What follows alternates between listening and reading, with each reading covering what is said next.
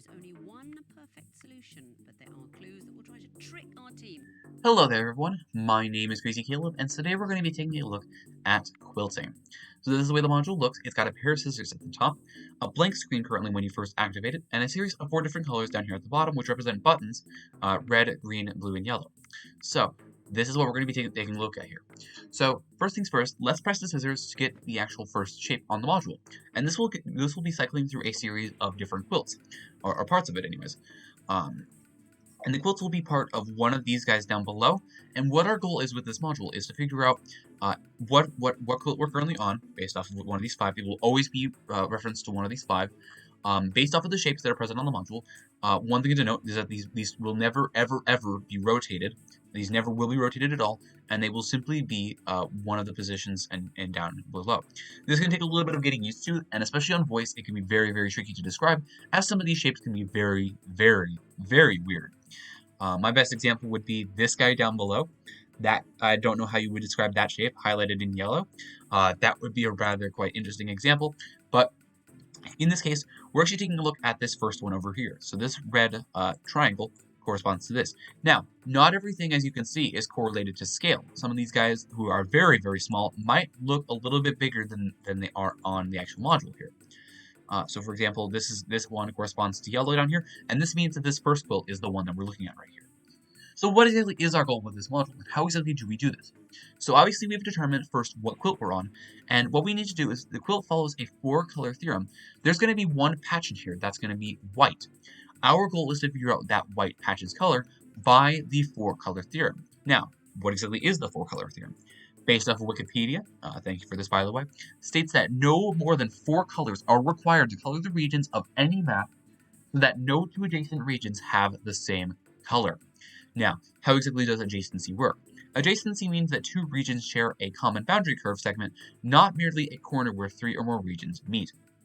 In this example here, the best example that I can give of the 3 or more quadrants meet in the corner, for example, is these 2 blues, for example. As you can see, they both share a little snippet right there of that corner. However, because they're not adjacent, and this is how the rule works, they are allowed to be separated from each other. So for example, this yellow down in the bottom left is adjacent to this blue up here. That means we cannot place yellow there. Same thing with the green, we cannot place yellow there. And same thing with this other blue down below. This means we cannot place yellow there. That's how these rules essentially work. And what our goal is to logically deduce, based off of the clues that were given on the module, what this white patch's color is. So first things first, let's continue actually getting our cycle and getting all the images that we need in order to logically deduce this. But there is one last thing that I need to mention. Unlike 4-color theorem, in this case, the module specifically states that there are exactly 5 patches of each individual color. And not every patch other than the white one will be displayed, but the white patch's color can still be determined in some logical way. So there is going to be a sort of a cap on each of the individual colors, which is going to help us later on for determining which colors we can't have and which colors we can. So let's keep looking. So I'm going to be using the highlighter colors, and the way that this works is going to be the Alt and then doing one of the numbers in this case. So I'm able to do Alt 1 for blue, 2 for red, 3 for green, and 4 for the yellow. And I'm going to be using Alt 9 for black, which is going to be what I'm going to mark for the patch that is white. That's going to be our goal. Just as an easier way to determine, to just make it look distinct. So this one is a yellow. So yellow is going to be right up here. And this is exactly what I mean by this image is not to scale at all. Because of the fact that this is trying to look exactly like the same on for each of the individual symbols, this guy looks a lot smaller on the actual manual than he does on the actual module. So keep that in mind. So next up, this is a green. This is a long boy on the right side over here. This is a red. This looks like it's going to be a top left piece, which it is. Another red. This is going to be right over here. This is our white piece. This is the piece that we're trying to determine which one of the colors that we need to submit is. So now, it's going to be right over here. And already, one of the things that I can cross off, and normally this is how this module actually works, is you can generally cross off 1 to 2 options early on, just because of the fact that the adjacency rule applies here. So in this case, we're not going to be using yellow because of the fact that it's adjacent on that little bar right below it. So for example, let's zoom in on this guy. there is that little bar right on the top part of the yellow that is the exact same adjacency as this little bottom part of the triangle. This already means that yellow is crossed off. We're not using yellow at all. So let's keep moving on, because there might be some more clues. The white one does not necessarily determine where the end of the clues are. It's simply when you start wrapping around is when that means you're done. So red is going to be right over here, and we already have a lot of quite a few reds so far. That's going to be a pretty good clue for us in the long run here. Red is going to be right over here. Oh, and this is actually another perfect example. Because of the fact that we've already determined, right over here, this last one is a very, very tiny one. Because of the fact that we already have 5 individual red pieces pop up, we can also cross off red as a potential option for the triangle position. So we already crossed off yellow and red, so this means that we're going to be left with either green or blue. This is the possibilities that we have to submit, and this is where the logical deduction comes into play here. So this is going to be really helpful for us. This is a rather quite nice example. And this is going to be also a green. And looking at this already, there's already quite a few greens on the module as well. This might be pretty straightforward. This is, oh my god, this might be actually one of the more straightforward examples out there. And just like that, we're back to the starting position that we started at. Okay, so let's actually full screen this now. So we're back. We've already gotten all of our clues, and let's just focus on this module itself. So let's try and deduce anything that we possibly can. And with this, what we're going to try and do is we're going to try and find some adjacency rules here. So we know for a fact that we cannot place red on any more segments on the actual quilt here. So if we take a look at this yellow and green that are adjacent to this segment here, we know for a fact that this one is going to be a blue because of the fact that we cannot place red anymore, and this green is adjacent with this vertical line over here, and this yellow is adjacent with this diagonal line right over there. So this has to be a blue. Now, we cannot determine that little top right image right there, the top right triangle over there, because of the fact that the yellow is not counted as an adjacent spot due to this little corner piece right there. That's not how that works. Remember, it has to be specifically an adjacent line, not a corner. Keep that in mind. Now, another thing that we can determine is going to be this yellow piece right here. This other half circle has to be yellow. We cannot place red anymore. And this means that the green is adjacent to the yellow and the blue is adjacent to that. So that means that this is going to be a yellow. This also is going to be a green because of the fact that this is adjacent to the yellow here, and this is also adjacent to the blue. So this means that this is going to be a green, and just like that, we have determined a logical solution for our colors here. This color is going to be a blue because of the fact that we cannot place reds anymore, because of the fact that the yellow is adjacent to the white piece, and because of the fact that the green is adjacent to the white piece. And just like that, with this in mind, we're going to be submitting blue into the module. Also, the green, in this case, happen to have 5 individual pieces also placed, so we could actually use that as another clue that we could determine and confirm our answer. So just like that, we have solved that module. That's what we're essentially going to be doing for the entire time. There are some cases where you can definitely get a much, much worse example than that. That was one of the nicer ones that I've seen in my entire time that I've known that module. But let's take a look at another example here. So this is going to be an interesting shape. And as I mentioned before, this is not the nicest thing on voice, ever. But in this case, I believe it's looking at this image right here, this second one, and it looks like it matches up. Yeah, this confirms it basically for me right here. This is going to be that guy right there for yellow. Excuse me. Then next up we have blue up right here. This is definitely the right one. So let's keep looking through these.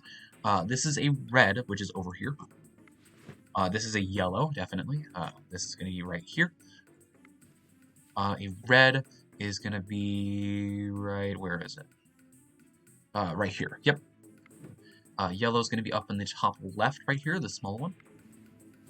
The white, the one that we need to determine, is going to be right in here. So that's what we need to determine. We can already cross off red due to the adjacency rule. That already is pretty much done. Yellow might be promising to get rid of too because there's already 3 of them currently in there. Oh, and one thing we don't even need to determine, from the module, is the fact that this one is green right here. Because of the fact that yellow is adjacent to this half circle, blue is adjacent to that half circle, and red is adjacent to that half circle. So that has to be a green right there regardless. Red is going to be down here. Okay, that's a little bit helpful. Next up. Blue is going to be that circle. Thank God we can determine that one. And then blue is going to be over here. Okay, that's another promising example because of the fact that we already have 4 blues. That's actually really, really good for us. And then we have another blue. Oh, wait a minute, that already takes care of us. Perfect. So this already takes care of the blues, for example, because this is another example where we have 5 of them already placed onto the module. We have you, that little blue circle, and you. That's our five different patches that have blue in it, so blue is already crossed off as well. So in this case, this is going to be determined between green and yellow. So green and yellow are the two that we're looking between, green or yellow. So is there anything else? And we're back to that blue at the beginning. So now we need to essentially logically determine which example we're going to be looking at here. So let's zoom in on it. Let's get into the actual manual here. And let's see if we can figure out anything that we can potentially do here. Now, one of the things that we can already get rid of is the fact that we cannot place blues anymore. So we can take a look at this one, for example. This has to be a green right here. Green and yellow, this has to be a red right here. Red and yellow, this has to be a green, okay? And then we have blue, green, yellow, this has to be a red. This already crosses off our red as well, because of the fact that, we have determined the reds now have 5 different options placed. That's good for us. We didn't even have to worry about red at all, but this definitely helps fill in some of the areas that we didn't really necessarily know at the time. Red was already adjacent to that top segment anyways, so that was already taken care of. This also helps us figure out a couple more greens, which is exactly what we want to do. So now, we can also figure out this yellow down in the bottom left because of the fact that these red and green are adjacent to it. We don't have to worry about blue at all. And one of the other things that we can figure out is the fact that we have, for example, this is going to be a bit of an interesting one. Green, yellow, we have 3 yellow, we have 4 yellow, okay. So now, here's where things are going to be a little bit interesting. One of the things that we can already determine is the fact that we have to find a way to determine these last 3 patches here. So we have currently 3 unfilled patches. We have 2 of them. 2 of them have to be green, and 1 has to be yellow. Because of the fact that we have 5 of each patch. There is currently 3 green that's been colored in, and there's currently 4 yellow that's been colored in. So we need to figure out the positions of each of these guys here. So we know for a fact that yellow cannot be here. This pretty much confirms that this is green, and we already have enough information to determine that this uncolored patch has to be yellow. The blues already have 5 placed. The red is already adjacent to it, and the green is now adjacent to it. The green would be the bottom left. The yellow would be the filled in patch that we need to do. So yellow, in this case, is our answer for that unfilled patch. And just like that is a solved module. So now, there are a lot of cases where you can sometimes color the entire thing, but in this case, we were able to determine that, we should have been able to actually determine that based off of just that yellow alone, and the fact that we couldn't place any more reds and blues. However, I felt like coloring the whole thing, and that's what my charm is. So, make the module longer than it necessarily needs to be. So, let's take a look at our final example here. Let's try and figure out the last example that we're looking at. So I believe we're looking at the second one again, but this could be a completely different ball game that we're looking at here. This is red, definitely a different ball game. We're getting some different examples here. Green is right here, okay. The yellow is up at that top part. It's going to be a 4. Yellow is currently down here. Lots of yellows getting added on here real quick. Red is right there. Blue is up at the top. Finally getting something here. The white piece that we're trying to determine. Ooh, this is going to be a relatively easy one, I think. The white part's going to be 9. We're trying to determine, we can actually already deduce this logically. That's actually a perfect example. So we've already determined that this is actually a green right here because of the fact that red is adjacent to this green right here. Red is adjacent to this spot. Blue is adjacent to this spot. And the yellow down at the bottom here is adjacent to this spot. This is a green, and this is one of the simplest examples I've ever seen. And just like that is a solved module. As always, thank you guys for watching. Remember to stay crazy, stay cool, and I will see you guys in the next one. Bye-bye.